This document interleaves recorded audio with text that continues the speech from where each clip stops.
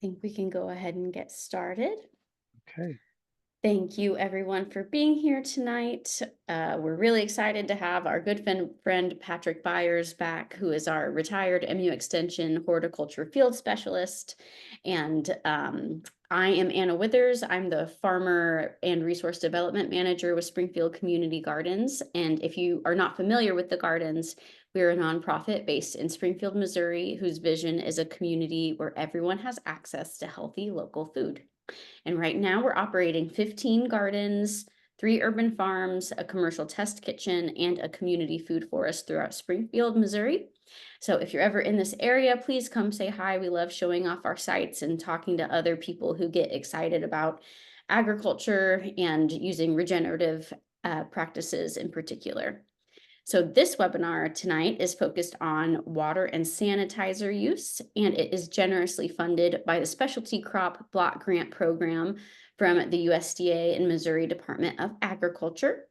And before we get started, just a couple quick notes. If you do have questions throughout the workshop, please feel free to ask as you go. There's a Q&A button as well as a chat feature at the bottom of your screen. So please feel free to type your questions into the Q&A section so that we can answer them as we go along. And then that way we can keep the chat clear with more comments, links, helpful feedback, things of that nature. And then once we conclude the workshop, there will be a screen that pops up with a link to our post-workshop survey.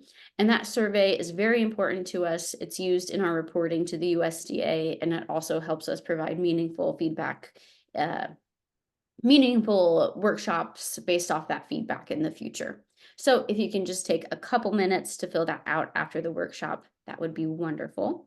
And then if you would like to refer to this workshop later, or any of the other videos that we've recorded over the years, it's available on our YouTube page, Springfield Community Gardens. We have a special agriculture workshop playlist. So I'll be sure to enter that link as well and make sure that you have it. And if you ever want to find more resources about what we do and what we can offer, visit our website, springfieldcommunitygardens.org, and it's very easy to contact us. We monitor our inbox every single day. So please feel free to use us as a resource for you moving forward. And without further ado, I will go ahead and hand it off to Patrick. Thank you, Anna. Well, it's a pleasure to be with you tonight and to be sharing this presentation slot with Springfield Community Gardens. As Anna mentioned, our topic for tonight is water and sanitizer use. And just a little bit of my background. I've had the pleasure of collaborating with Springfield Community Gardens for many years now. And in my work as an extension, well, I should say a retired extension field specialist with University of Missouri Extension, I focused on commercial specialty crop farmers. And I also had a specialization in produce food safety. And tonight's workshop is sort of a nice intersection of those two areas, because we'll be discussing very practical ways that farmers can work with some of the concepts of water and sanitizer use to ensure that their crops are as safe as they possibly can be for the people who will consume them. As Anna mentioned, as we go through the material tonight, if you have any questions, please enter them in the Q&A. We will definitely tackle them. And I think we'll go ahead and get started with the presentation.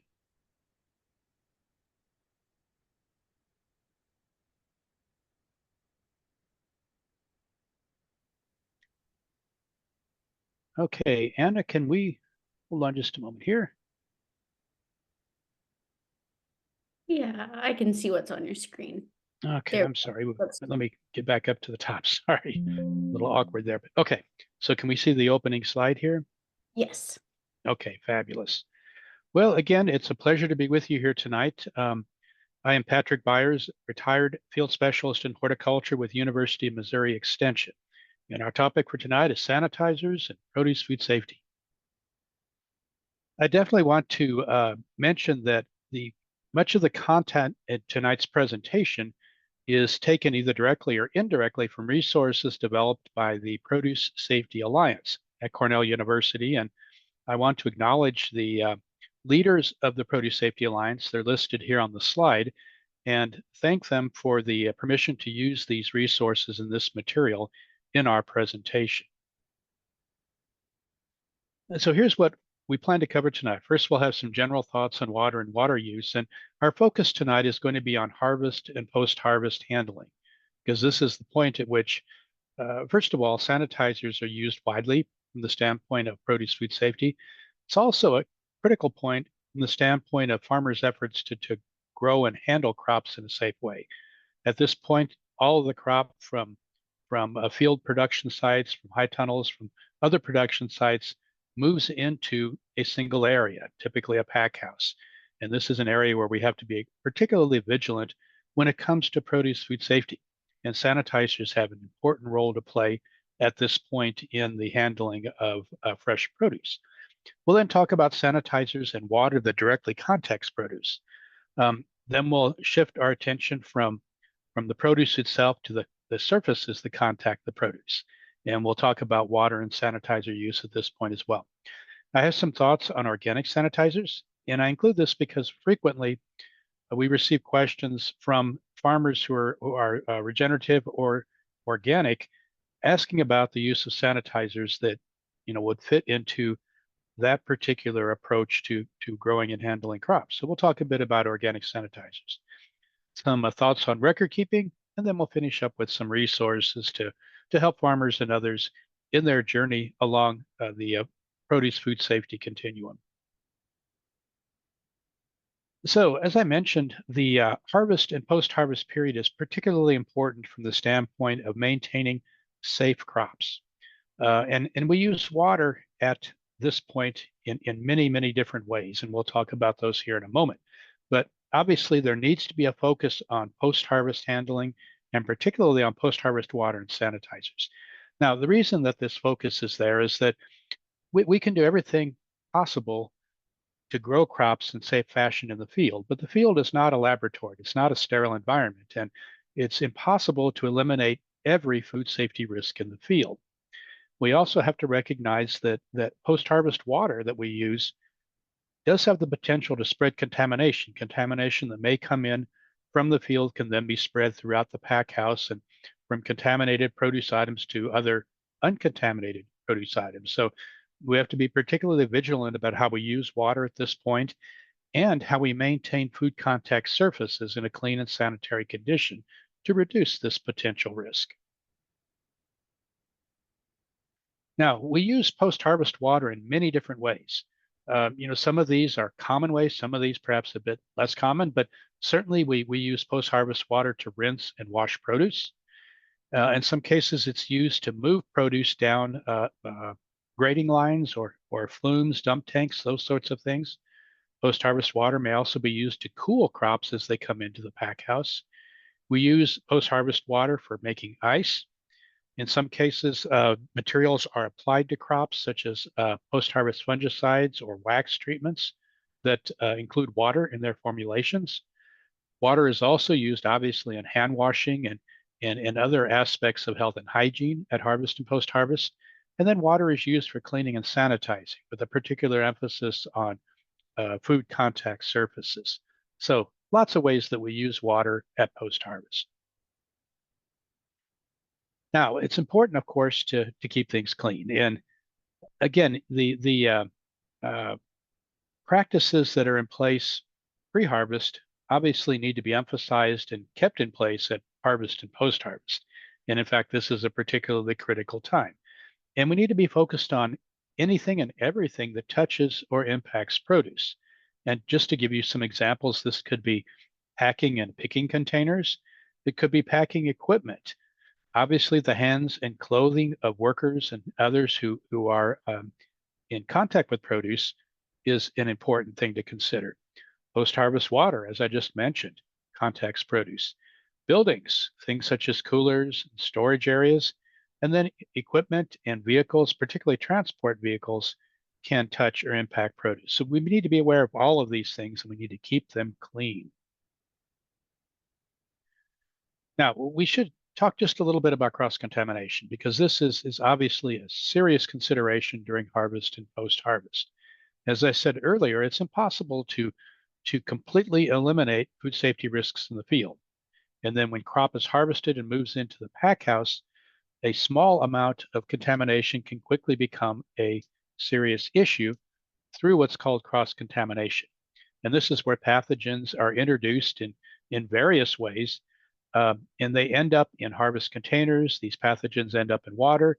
They end up in food contact surfaces.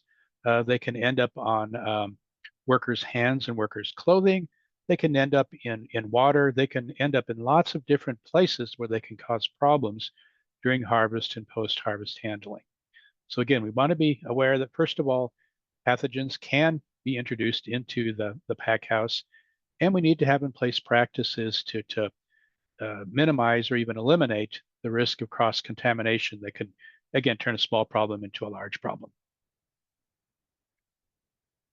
Okay, so some other thoughts on post-harvest water management. First of all, from the standpoint of water, it's very important to know the initial quality of that water. If you're using a well as a water source, that well water source must be tested to demonstrate that it is indeed potable. And then it's important to know the intended use of the water. And if we choose to use a treatment, i.e. a sanitizer, it's important to understand how water interacts with sanitizers because sanitizers have it's interesting. There are a number of different materials that fall under the heading of sanitizers, but they're not all the same, and they have different modes of action, and they react differently with water. They can react differently with surfaces, and it's important to understand how these treatments, these sanitizers, interact with the aspects of using them. Okay, so some other thoughts to think about. Antimicrobial products, which obviously include sanitizers. Remember that adding a sanitizer to water is not intended to wash produce. What it's intended to do is to prevent cross-contamination. To give you an example, if there are pieces of produce that carry contamination and they're placed into a dunk tank with other uncontaminated produce, the contamination can move from the contaminated produce through the water to the clean produce. And the use of the sanitizer is intended to eliminate that movement through the water. It really is not effective at cleaning up produce that is already contaminated. So again, sanitizers not intended to wash produce, but to prevent cross-contamination. Sanitizers must be labeled for the intended use. And the two intended uses we're going to focus on tonight are direct contact with fruits and vegetables and in their uses in sanitizing food contact surfaces. And then there are lots of sanitizers available, and we'll touch on those tonight as well. And as I mentioned, we'll spend a little bit of time talking about organic sanitizers. Okay, so some water quality criterion for harvest and post-harvest activities. At this point, all water used must be potable. It must have no detectable generic E. coli per 100 ml sample. What does this mean? Well, this means that you have to be able to demonstrate that that water is clean. If the water is supplied from a municipal or public water source, then it's important to have copies of the water quality tests that these agencies or other sources, that deliver the water have on hand, and they're happy to provide those. If you're using well water, then that water must be tested again to demonstrate that it is indeed potable. Now, this water might include direct contact with covered produce during or after harvest. It also applies to water that comes into direct contact with food contact surfaces, certainly water that's used to make ice and water that's used for hand washing. Now, something that we have to keep in mind that surface water almost universally carries some level of contamination. And in an untreated form, surface water must not be used at harvest and post-harvest for these purposes that I just mentioned. Very important to keep that in mind. Okay, now let's focus on one of the primary ways the water is used at harvest and post-harvest and how sanitizers can impact the use of that water. And that's water that directly contacts produce. Again, water that is used to rinse produce and water that is used to reduce or prevent cross-contamination of produce through the water. So there are two primary ways that we use water that is directly in contact with produce. And the first is what's called single pass water. And single pass water is water that contacts the produce and then drains away and is not reused. Now, first of all, in this case with single pass water, that water must not have any detectable generic E. coli per 100 ml sample. In other words, it must be potable. we have to keep in mind that the federal regulations that are in place to through the Food Safety Modernization Act Produce Safety Rule do not require water treatment, but they do require that that water be potable at this point. Now, again, sanitizers can be added to that water, and this is commonly cited as a good agricultural practice. And one of the benefits of using antimicrobial products such as sanitizers and single pass water is it can actually reduce the buildup of biofilms or microorganisms on equipment and on food contact surfaces. And there obviously is some overlap here in our discussion between water used to rinse produce and water that is in contact with food contact surfaces. And using a sanitizer, even with single pass water, can actually make the job of keeping food contact surfaces clean much easier. So again, it can be a good agricultural practice. But as I mentioned before, it's not required by the produce safety rule. The second way that water is commonly used at harvest and post-harvest is what's called recirculated or batch water. And in this case, the water is used for several groups of produce. In other words, an example might be, say, a triple bay sink, where the first basin in the sink is filled with water, the second basin is filled with water, and the third basin is filled with water. And a batch of produce is placed in the first basin, it's rinsed, placed in the second, rinsed again, and goes into the third. And meanwhile, a second batch of produce enters the first basin. And this is a common practice, but it is a practice that carries a bit more risk from the standpoint of cross-contamination. Now, with recirculated and batch water, it's important that this water have no detectable generic E. coli. Again, in other words, at the start of its use, it must be potable water. Now, this water is going to be used for several groups of produce, and there must be in place standard operating procedures to keep that water safe. In other words, there needs to be a clear understanding of the safety of that water as it's used for several batches.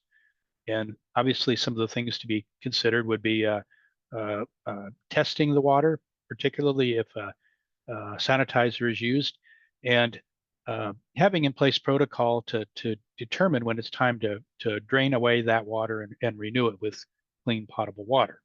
This might include things such as the turbidity of the water, the presence of organic debris, those sorts of things. But keep in mind that the water must be maintained in a safe and adequate sanitary condition throughout its use. Now, again, as was the case with single pass water, farmers are not required to use sanitizers or other treatments with recirculated and batch water. But again, very good idea. The use of sanitizers with this approach to water is very helpful in maintaining water quality and reducing cross-contamination risks. Now, keep in mind that regardless of how the sanitizers are used in water that contacts produce, those sanitizers must be labeled for use with fruits and vegetables. Very important to understand labels of sanitizers and again, become conversant with the language on labels. We'll see an example of that a little bit later on tonight in our presentation. And then, as I mentioned earlier, and I'll just mention again, it's important to have a schedule in place for changing batch water out, or some sort of process to minimize the buildup of organic material in the water. Okay, so some key water quality variables, particularly if water is being used as batch water or for multiple pass.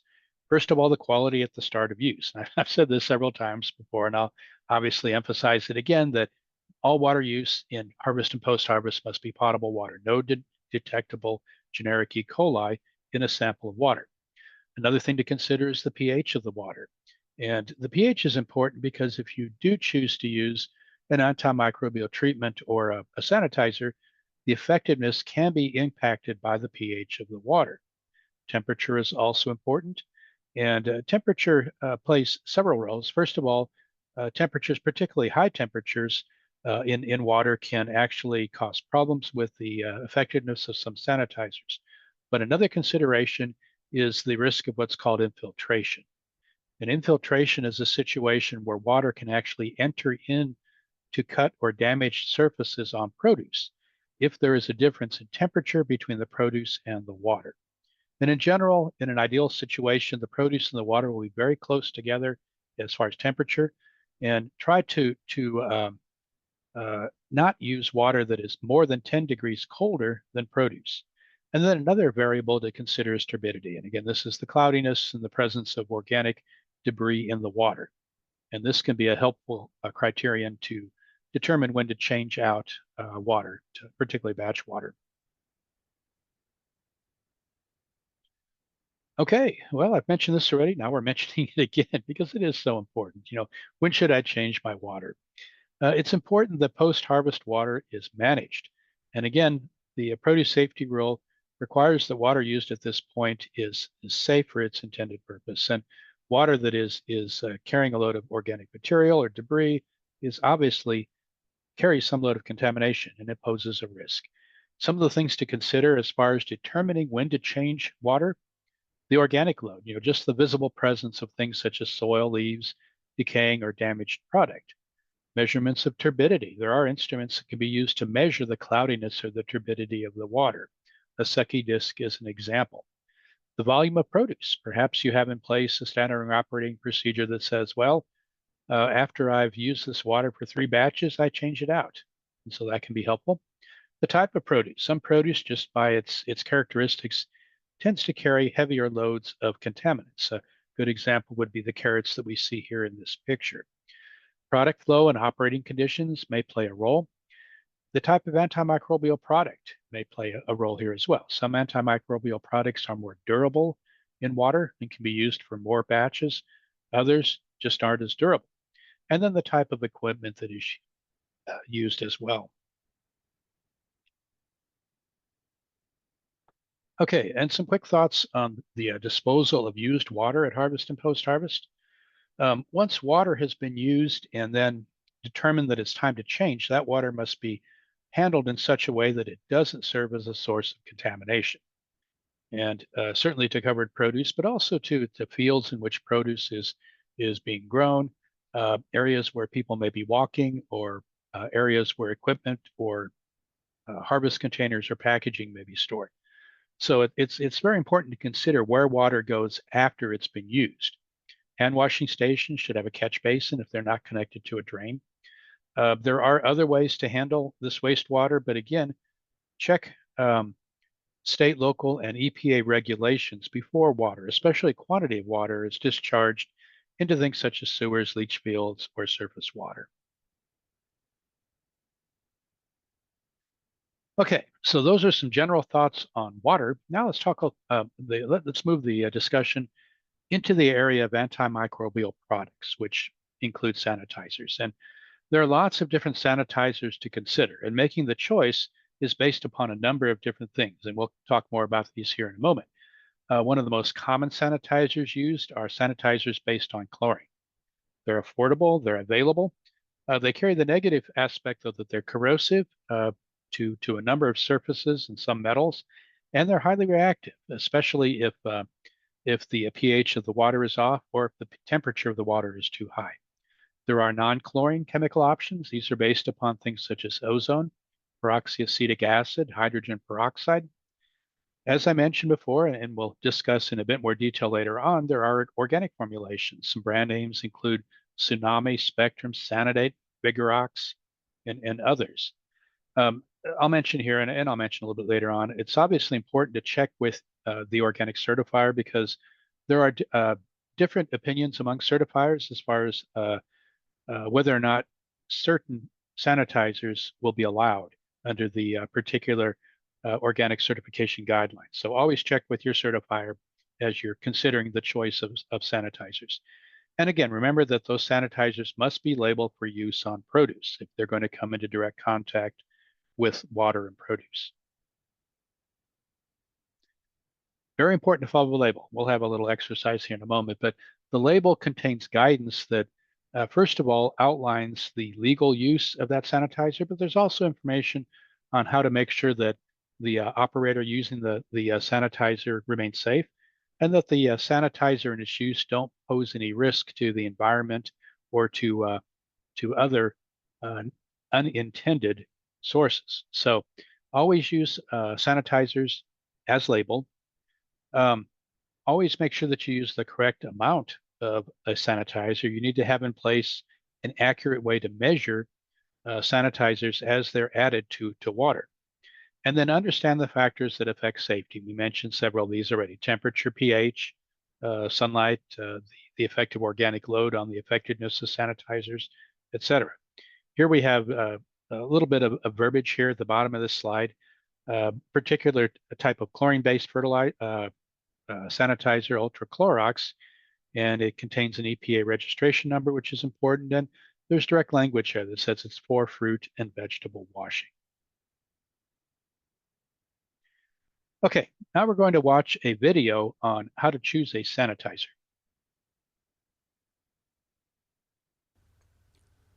A sanitizer is a chemical that, if used at the proper concentration, will kill microorganisms or reduce their numbers to a non-harmful level.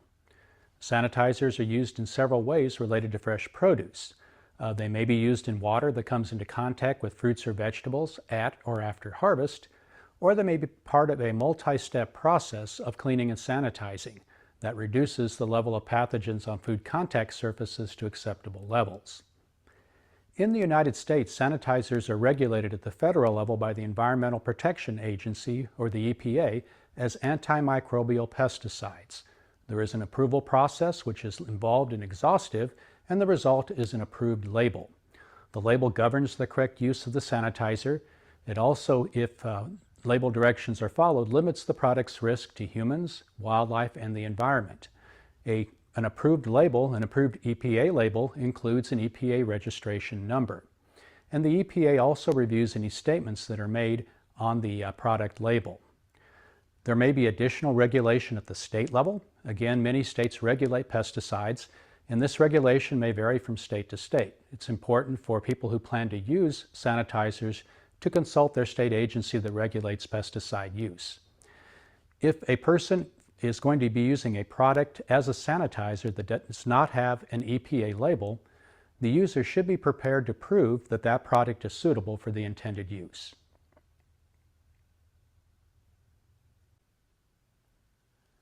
The choice of a sanitizer is based on several considerations. First of all, of course, safety for the people who will be using the sanitizer and for the environment, but also whether or not that particular sanitizer is corrosive, how it might interact with the surfaces on which it's going to be used, and also the characteristics of the sanitizer relative to things such as water, pH, and temperature. The commonly used sanitizers for food contact surfaces and for water use during harvest and post-harvest activities are, first of all, based upon chlorine. The first label here is an example of a product that is based upon chlorine. Another group of sanitizers that are frequently used are based upon quaternary ammonium compounds. A third group is based upon peroxyacetic acid. And then occasionally we have sanitizers that might have more than one active ingredient, in this case peroxyacetic acid and hydrogen peroxide.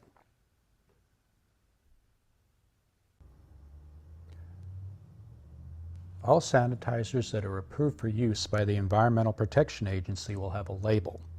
The antimicrobial product label will describe the approved uses, such as for water or for food contact surfaces, as well as approved concentrations or dosages. The first thing to look for on the label is the name of the product. In this case, it's Perox Extreme. Then take a look at what the active ingredient is. In this case, it's a combination of hydrogen peroxide and peroxyacetic acid. The next thing to look for is the EPA registration number. All labels that are approved by the Environmental Protection Agency will have a registration number. Other material that will be on the label will talk about things such as hazards to humans and domestic animals, the proper storage and disposal of the product or the container, but very importantly, there'll be information on how to safely use the product. Again, directions for uses. In this case, we're considering using this particular sanitizer for hard, non-porous food contact surfaces, as we see down here. And we will definitely read through that section to understand how to use it. The information on the concentration is right here. And what's particularly important is information on which microorganisms this particular sanitizer will control. And we see down here in this section that it will control Staphylococcus aureus, Escherichia coli, Listeria monocytogenes, and Salmonella tifamurium.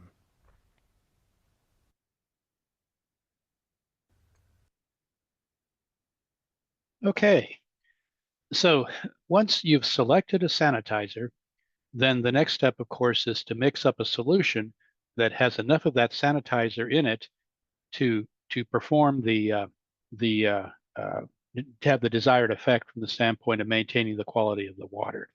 And there's again, it's the label will contain guidance on how to do that. It's important to follow the label because remember that the label is a legal document, and using a sanitizer in a way contrary to the guidelines on the label is illegal. It's also dangerous. So uh, the label will discuss how to mix up a desired concentration of the sanitizer. There'll also be information on the label as far as ways to monitor the level of the sanitizer. And it's important again, to ensure that sanitizers that have been mixed up into water are indeed at an effective level. And the only way to do this is to measure the effectiveness of the sanitizer.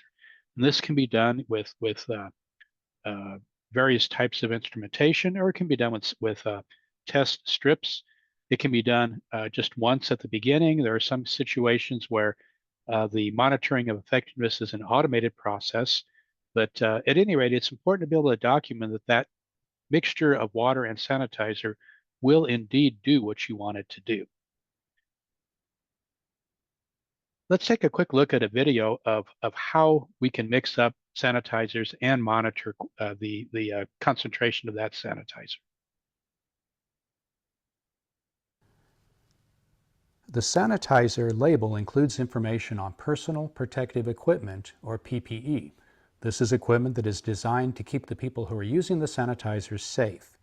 There may be scenarios, for example, people who are using the sanitizer in an undiluted form during mixing, loading, or otherwise handling the sanitizer may have more stringent PPE requirements than those who are using the diluted product. In the case of this particular product, handlers who may be exposed to the undiluted product must wear coveralls over long sleeve shirt and long pants, rubber gloves, chemical resistant footwear plus socks, and protective eyewear, goggles or a face shield. The sanitizer label that we just consulted required the use of chemical resistant coveralls over long sleeve shirt and long pants, the use of chemical resistant gloves, non-absorbent footwear, and also a face shield or goggles. So let's go ahead and don our protective equipment. We'll first start by putting on the chemical resistant coveralls.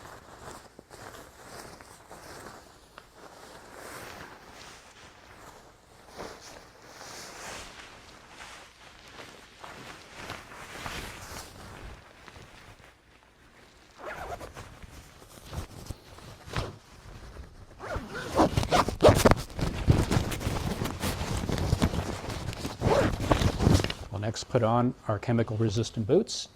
There's also a requirement to wear socks.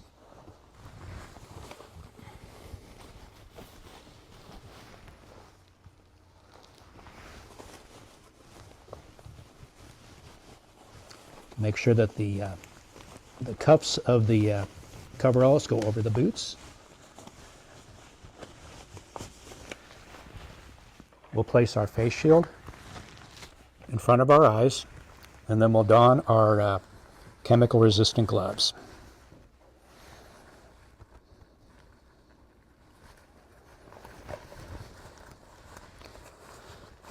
We now have in place all of the personal protective equipment that is needed to comply with the label.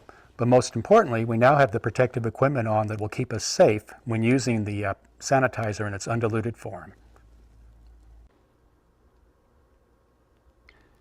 An important part of effectively using sanitizers is to mix the sanitizing solution to the proper concentration.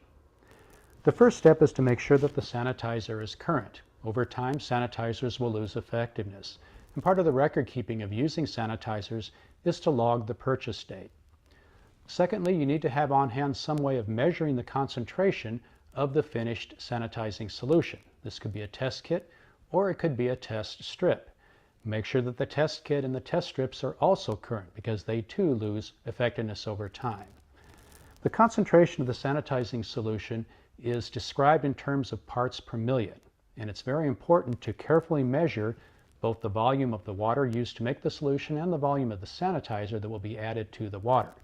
Make sure that the water is potable in all cases, and make sure that you follow the label. The label will include directions or instructions on how to mix up a sanitizing solution of the proper concentration to accomplish the desired purpose. Now let's take a look at the process. We have a bucket of potable water here, and we're going to go ahead and add our pre-measured sanitizer to that water. We will then mix the solution to thoroughly distribute the sanitizer. And if we follow the label carefully, if our sanitizer is current and we've carefully measured it, we should have a solution of the proper strength. But we don't really know that until we validate that with either a test or a test strip. So let's go ahead and take a test strip and check the concentration of the solution. We notice there's a color change, and we will compare that with the scale on the test strip bottle. Our goal was a solution between 100 and 200 parts per million, and we have reached that goal according to the test strip. It's important to test the concentration of the sanitizing solution as you mix up the batch, and that's what we have just done. But it's also important to monitor the concentration of the sanitizing solution over time, because over time sanitizers tend to lose effectiveness when in solution. So certainly test the concentration when you begin to use that batch of solution, but also test it at the end and periodically during the course of time over which that solution is being used.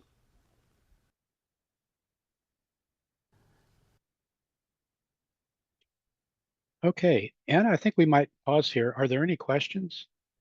Not at this time. Okay, well, let's move ahead then, and let's talk about food contact surfaces and water and how sanitizers can play an important role in maintaining clean food contact surfaces. So some basic concepts from the standpoint of keeping surfaces clean. Use good basic housekeeping practices. Don't allow piles of debris in the pack house. Keep the area around the pack house clean. Monitor surfaces to make sure they stay clean. Make sure that you provide facilities and also train workers so the practices are implemented properly. And then do what you can to minimize standing water. Standing water can be a source of many problems during harvest and post-harvest. And then cleaning and sanitizing. And it's important to understand the concept of cleaning and sanitizing. And, for example, if a surface is visibly soiled, just applying a sanitizing solution to that surface is not sufficient to get a clean surface. It takes a four-step process. And that four-step process includes, first of all, rinsing the surface.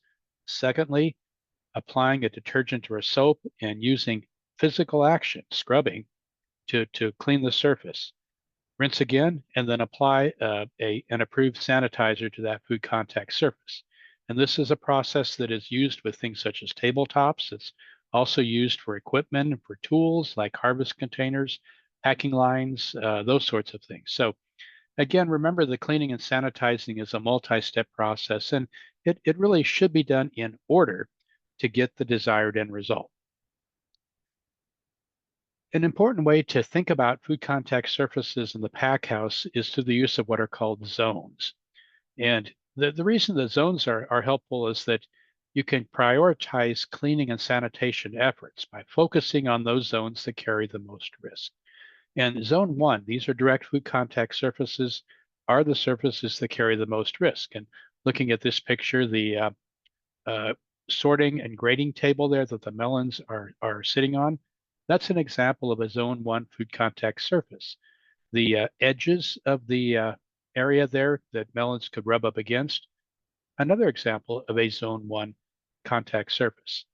Zone 2, these are parts of the area around where produce is being handled that don't directly contact produce, but could, at least in theory, cause contamination issues through splash or other movement of contaminants from zone 2 surfaces to produce or zone 1 surfaces. Zone 3, these are even further removed from direct contact with the produce, but again, still could conceivably pose a risk, and an example would be the floor of this pack house. And zone 4, these are the surfaces that carry the least risk. Still could be a problem, but again, they tend to be much lower in the hierarchy of risk management than zone 1, 2, or 3 surfaces. So when we think about zones and cleaning and sanitation efforts, obviously we're going to focus on zone 1 initially, and then we'll work on zone 2, 3, and 4 as we have time and resources. But zone 1 surfaces become the high priority surfaces. Okay, let's delve a little bit more deeply into cleaning versus sanitizing. And again, as I mentioned before, it's effective cleaning and sanitizing is a multi-step process. And the first step is cleaning. This is the physical removal of dirt or soil from surfaces. And typically it includes the use of clean water and a detergent or a soap. The second aspect of cleaning and sanitizing is sanitizing. And this is where a previously clean surface is treated with a sanitizing agent to reduce or eliminate microorganisms. Again, this important point, you cannot sanitize a dirty surface. Cleaning comes first, followed by sanitizing. And just to see this in some graphics, the first step, remove any obvious dirt and debris from the food contact surface. Secondly, apply an appropriate detergent and scrub the surface. It's important when we think about cleaning that we think about the concept of biofilms. Biofilms are layers that build up on food contact surfaces. They're sticky layers. Microorganisms can become embedded in these layers, and these layers are not removed by just a light rinsing of water.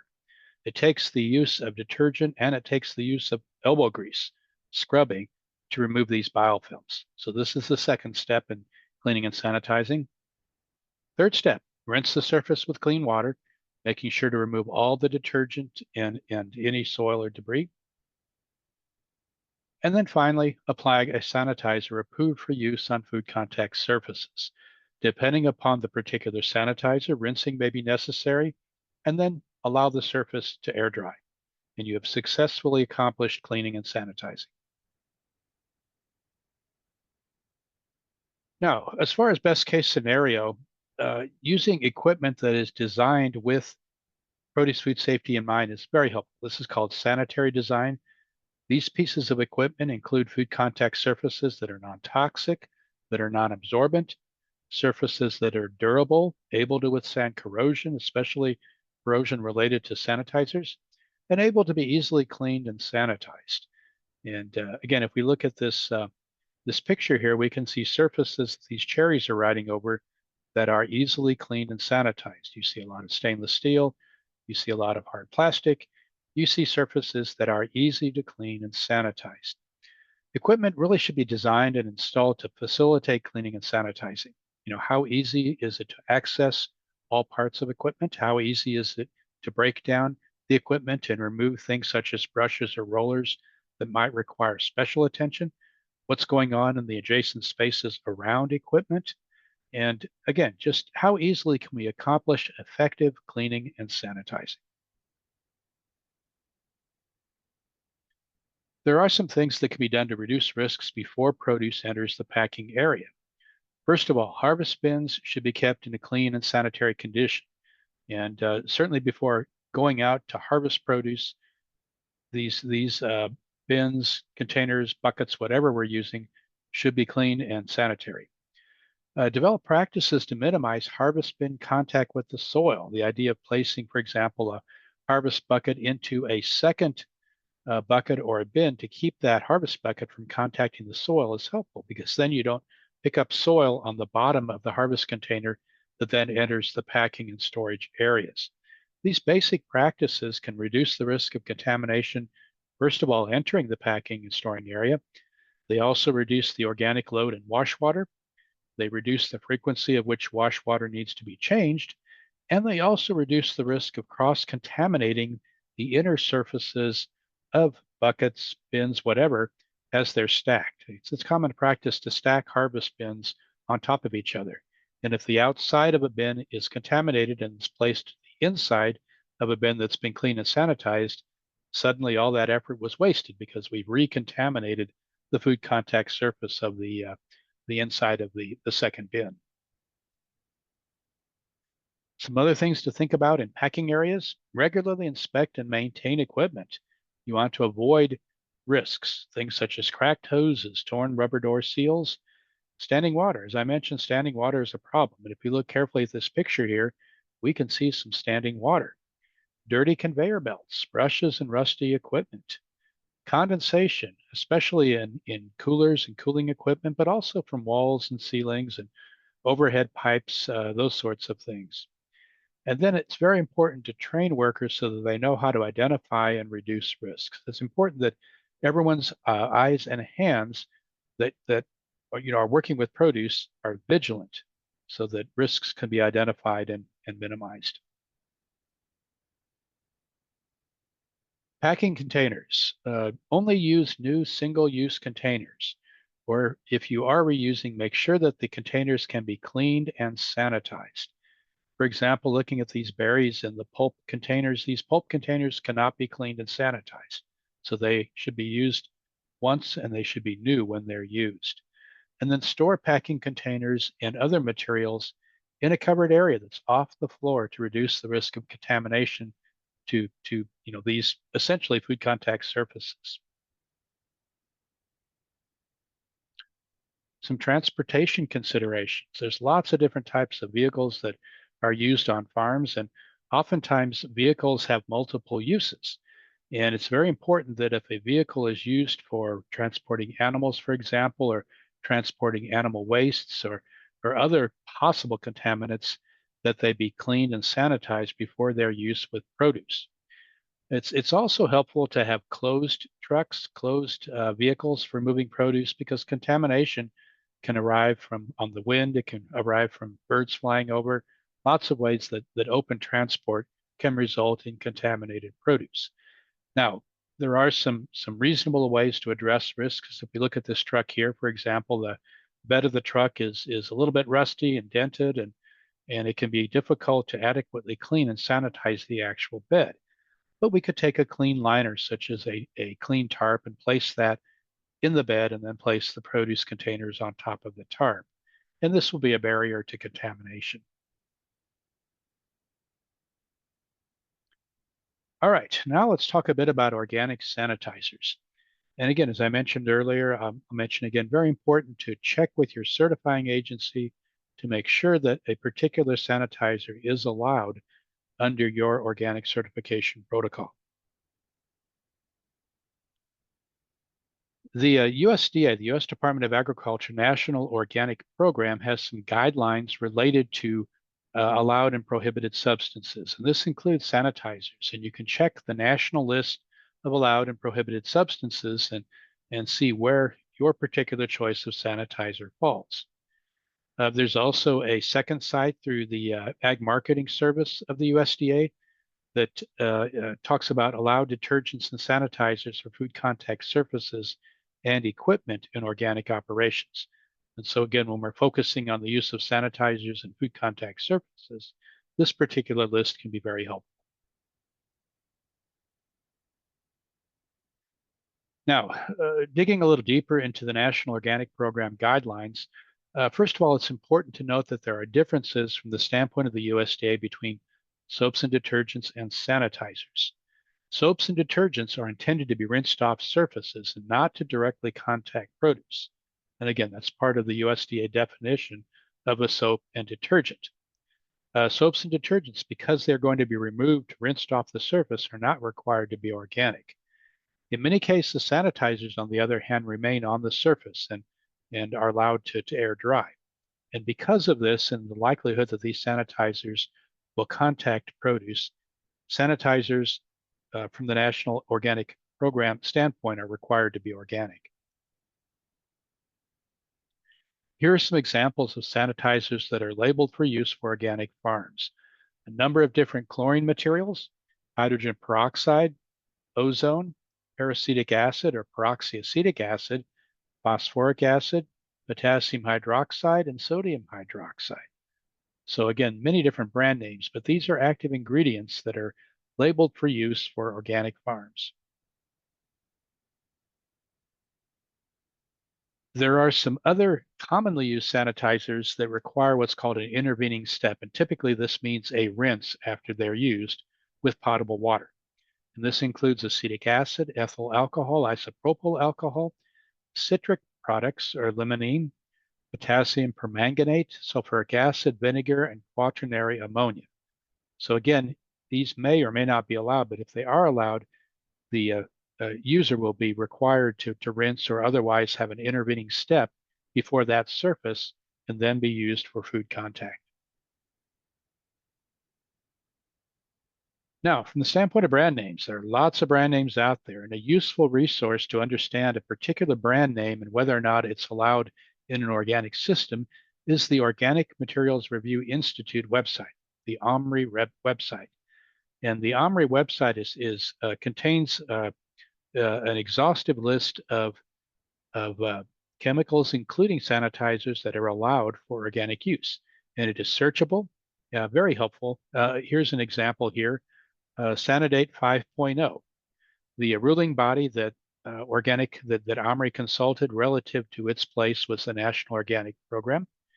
The status allowed with restrictions. Okay, it's the use class, processing, sanitizer, and cleaner.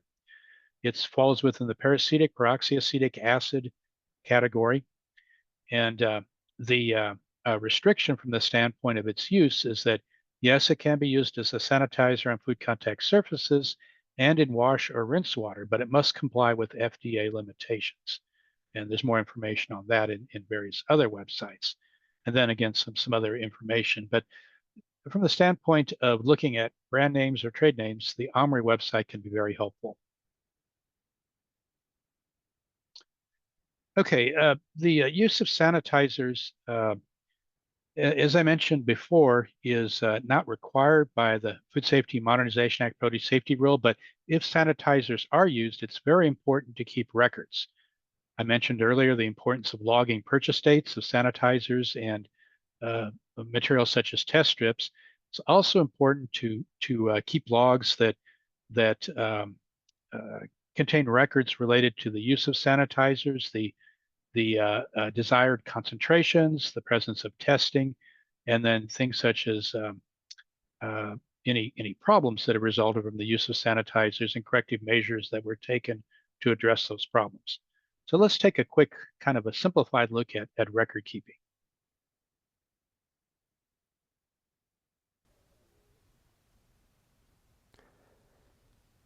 If using sanitizers, it's important to keep appropriate records. First of all, you should keep on hand information about the sanitizers that you plan to use. These could include technical data sheets, safety data sheets, and labels. It's also important to log the purchase date of sanitizers and also the test kits or the strips that are used to monitor the concentration of sanitizing solutions. And then as sanitizers are used, it's important to keep a cleaning and sanitizing log. And on that log, you want to note the date of use,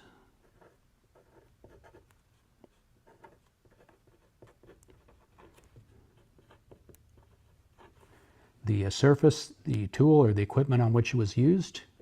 In this case, it was tables and harvest buckets. Clean and sanitized, both.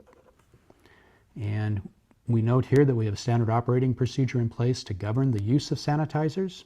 So C, SOP. And again, we wash with detergent and brushes.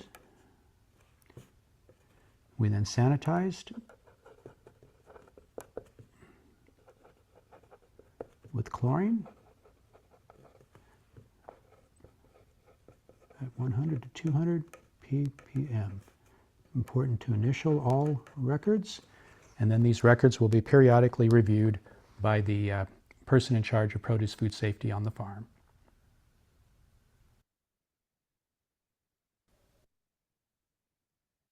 Okay, well, that brings us to the end of the prepared materials. I do want to mention several resources.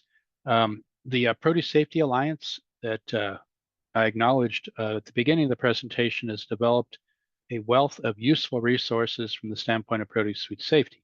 And several of those resources are directly related to the use of sanitizers. And we're going to try to go to one of these sites here and take a quick look at this. And Anna, are we bringing up the website? Yes, it looks like it's just taking a second to load. Do you see it? I see it on my computer. I see a big black square. Okay, obviously that's not going to work. So let's stop share for a moment and go to that particular website. Give me just a moment here.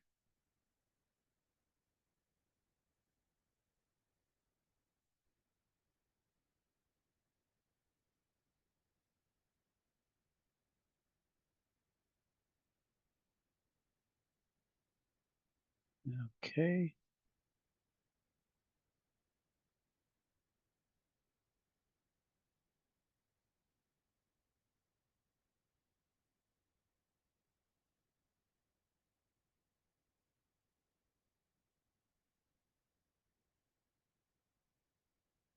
All right, let's try this again.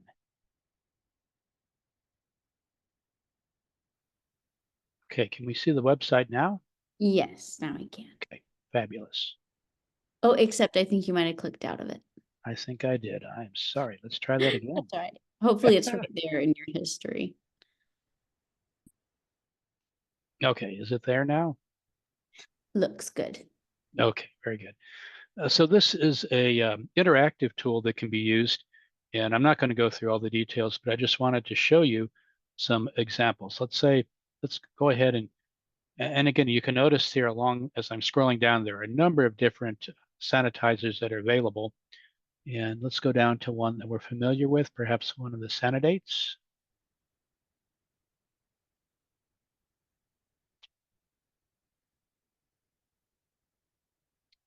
Lots of different options as far as sanitizers. Okay, so here's the Sanidate label that we saw before, Sanidate 15.0. And you can follow this across. There's the name on the EPA master label. Here's the active ingredient and the strength, the registration number. Here's information as far as the post-harvest labeled uses. Can it be used on food contact surfaces? The answer is yes. Can also be used on post-harvest water distribution systems. It's also labeled to be used on fruit and vegetable wash water, and various other information items taken directly from the label are in this particular tool. Now, if we move down to, let's see if we can find another material here. Let's go down to something that sounds similar, Sanidate HC, and we follow it across. We notice that it is not labeled for use on non-porous food contact surfaces. It is labeled to be used in post-harvest water distribution systems, but it's not labeled to be used in fruit and vegetable wash water. So again, there can be differences in materials that have very similar names. Very important to go to the label and check the label specifically to make sure that the particular sanitizer will do what you want it to do. Okay, let me go back to our presentation.